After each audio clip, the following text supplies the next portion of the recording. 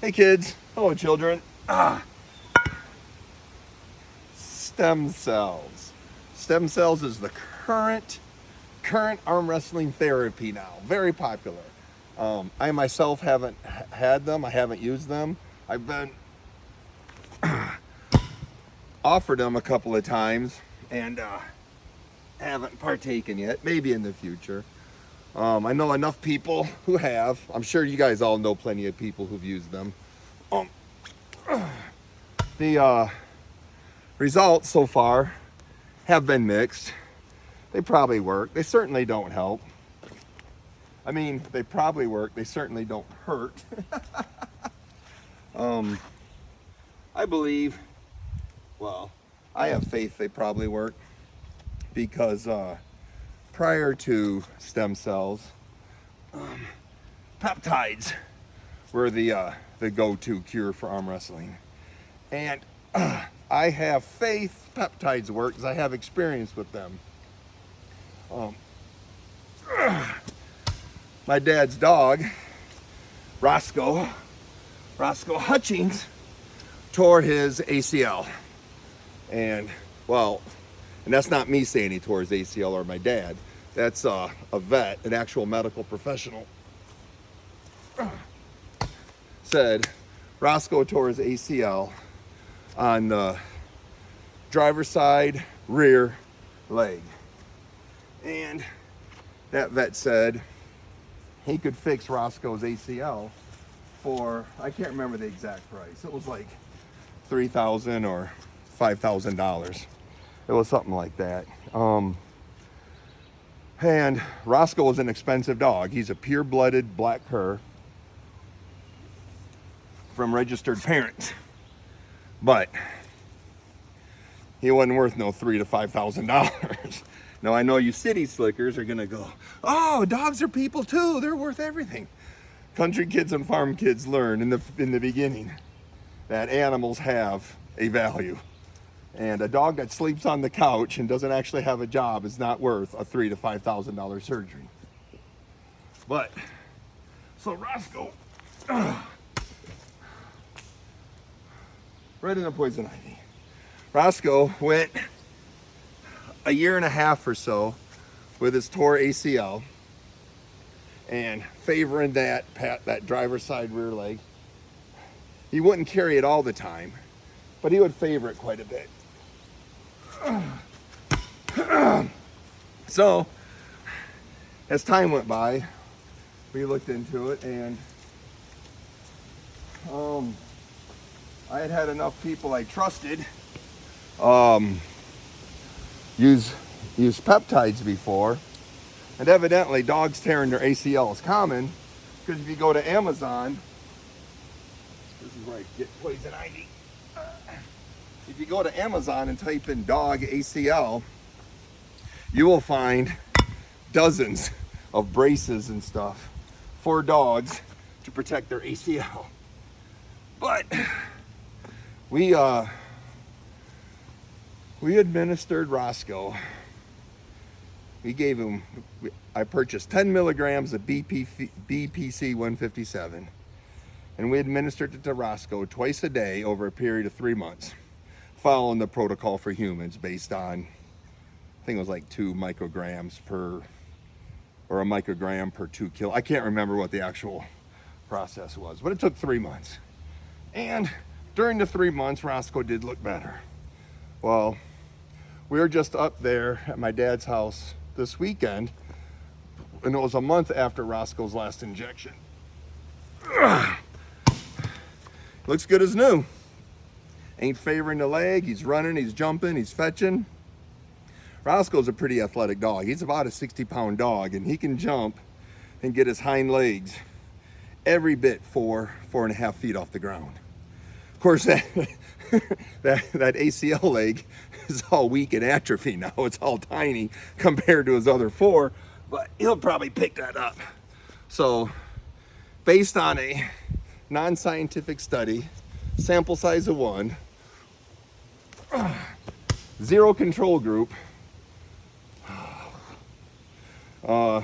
Roscoe seems back to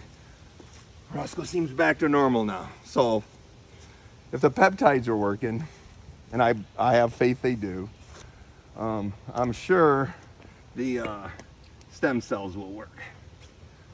But that's not the question you should be asking yourself. You should be asking yourself,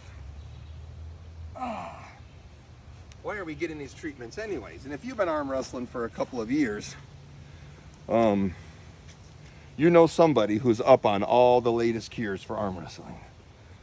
Because it's currently stem cells, before it was BPC, peptides, there was microfascial massage, deep tissue massage. For a while there was tendon flossing. You gotta ask yourself, why do these people keep getting hurt? You know, that they need these cures. And the godfather of power, Louis Simmons, tells you that. And what's he say? Oh, please, not always the same hands. Weak things break. Not things break. Weak things break. The weak things break. So if you make your things stronger than their things, your things don't break. So, you know, ounce of prevention beats your pound of cure. So make your things strong so that your things don't break. Let's see. So do your JM presses, do your elbows, do your plyometrics, do your isometrics, and don't get yourself out of balance. You know, all arm wrestlers, especially American arm wrestlers, their training's heavily focused on muscles and all on their movements that highly transfer to arm wrestling. So they do their wrist curls, they do their side pressure, they're rising, they're cupping. You got to do your extension exercises. You got to do your back. You got to do your core. You got to bring that body into balance. Your body's designed to be a symmetrical, highly adaptive machine. You can't just train the pulling movements and think your body is going to stay healthy. Your body's going to rebel on that. Especially American arm wrestlers aren't real good at training their tendons. All our training seems to be very bodybuilding influenced. So we train the muscles, but we don't train the bones and we don't train the tendons, which is why you need max day, heavy weights, plyometrics, which is very heavy weights for a short period of time. That strength, and keep that stuff strong and keep everything in balance. I don't know if this is going to work. I didn't bring the 45-pound plate. Let's see what else. Before I talked about the myofascia release, motocross racers actually get surgery for theirs.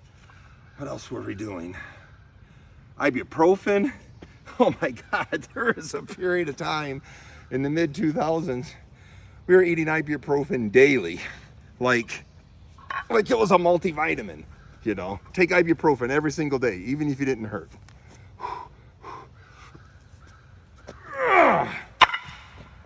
All right, that didn't work. I think I broke it. Okay.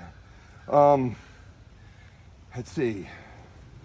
DMSO, ice baths, hot baths, alternating ice and hot baths, alternating hot and ice baths. Let's see, what else were we doing for a while?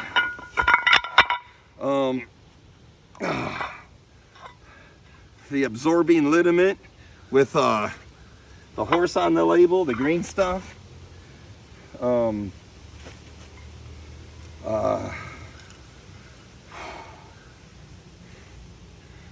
Tiger balm. We were eating. People were telling me to eat turmeric, eat ginger. What else? Of course, we were always doing like blood flow training, got to get some blood flow in there, which your tendons and your stuff do heal through circulation. But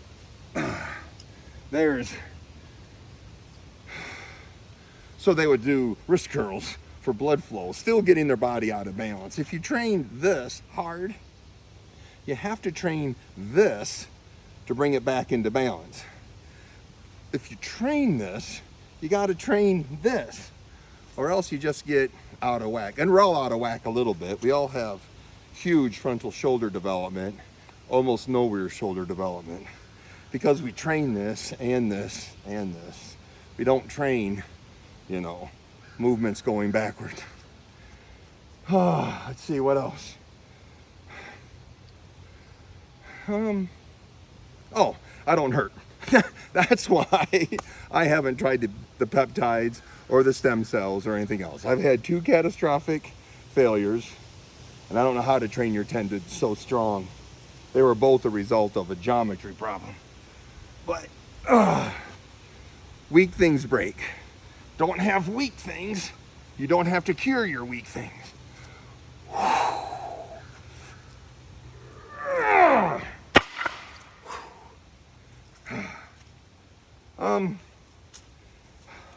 Those of you that have been arm wrestling longer than I have probably dealt with other cures, fads and stuff.